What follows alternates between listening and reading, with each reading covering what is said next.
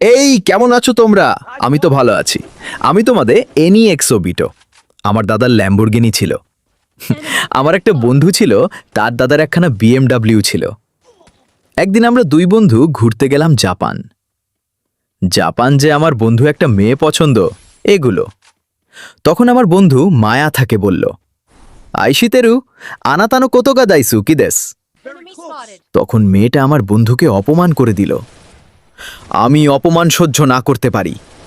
সেই জায়গায় 10 কিন ল্যাম্বরগিনি, 50 কেন হানিফ গাড়ি আর 50 গ্রিন লাইন নিয়ে চলে গেলাম আমার বন্ধুর কাছে।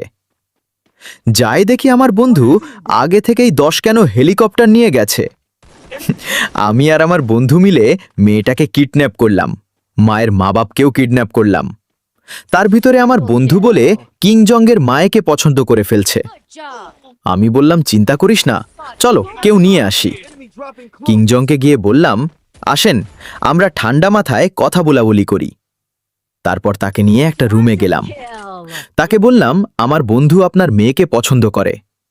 সে বলল, তোমার কি মরা চুলকানি উঠছে, মলম লাগাই দিমু?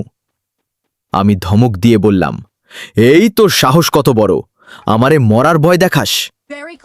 তারপর আমার বন্ধুত্ব রাগে ফায়ার। ও দরজা ভেঙে ভিতরে এসেই কিংজংয়ের পাছায় তুলে রাছিঙ্গান মেরে দিল। কিংজং মাপ চাইলেও আমার বন্ধুর পাও ধরে। তার মায়ের কি আমার বন্ধুর সাথে পরে বিয়ে দিয়ে দিল। ওরে কিংজং বলল, আমার মাইকে তোমার হাতে ধরিয়ে দিলাম, আমার মেয়ের খেয়াল রেখো। আমার বন্ধু বলল, তুই কোন চিন্তা করিস শোনে ভাই? মানে তার শ্বশুরকেও ভাই বলে? কিংজং বলল, এই কথাটা লুকিয়ে রাখ, কেউ যাতে জানতে না পারে। আমার মেয়েকে তোমার সাথে বিয়ে দিচ্ছি। আমার বন্ধু তার মায়াকে মুসলিম বানিয়ে বাংলাদেশে নিয়ে আসলো। তারপর থেকে আমার বন্ধু সারাদিন ঘরের মধ্যেই থাকে, আর বাইরে বেরোলি সবার সাথে মারামারি করে, আর বলে আমার শ্বশুরকে ফোন দিবানি। কিন্তু